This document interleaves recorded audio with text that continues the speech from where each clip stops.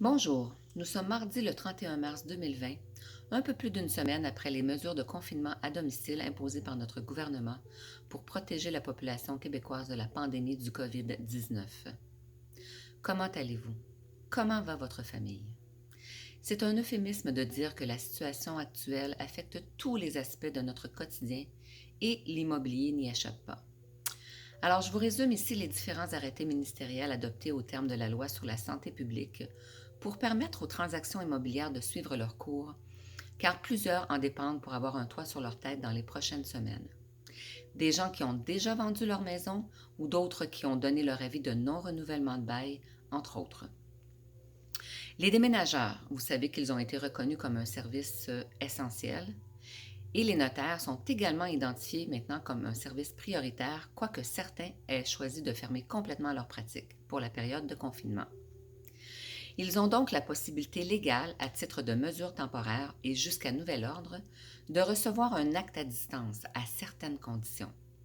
On précise notamment que le notaire et les parties doivent se voir et s'entendre et que la signature peut se faire par moyens technologiques, ce qu'on appelle des signatures électroniques. Les arpenteurs géomètres, certains, pas tous, procèdent toujours au levé de terrain pour la production d'un certificat de localisation nécessaire à la finalisation d'une transaction immobilière, puisque aucun contact physique n'est requis. Alors, plusieurs bureaux demeurent fermés, mais une fois les mesures prises sur le terrain, ils peuvent facilement compléter le dossier en télétravail. Si vous cherchez désespérément un arpenteur géomètre pour compléter une transaction, appelez-moi, je pourrais vous donner des références. Maintenant, vous désirez vendre. Alors, qu'arrive-t-il si vous m'appelez pour me demander d'inscrire votre maison sur le marché?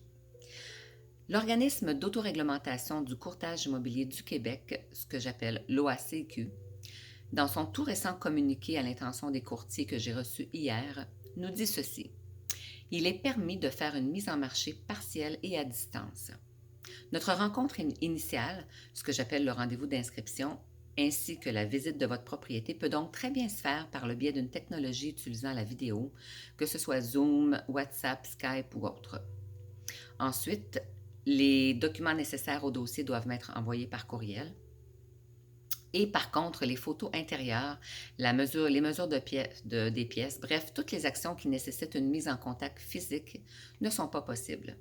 Les photos extérieures peuvent être évidemment faites et si vous avez au moins une belle photo intérieure de votre propriété, nous pourrons l'utiliser. Cependant, s'il s'agit d'une résidence secondaire, comme c'est souvent le cas dans les Laurentides, ou d'une propriété qui n'est plus habitée, la mise en marché peut être complète en autant qu'on puisse y accéder sans votre présence. Bref, il s'agit de mesures exceptionnelles et l'assouplissement des règles en matière de vérification de l'information que le vendeur nous soumet est temporaire. Une fois revenu à la normale, une fois la situation revenue à la normale, les vérifications habituelles donc devront être effectuées et corrigées au besoin.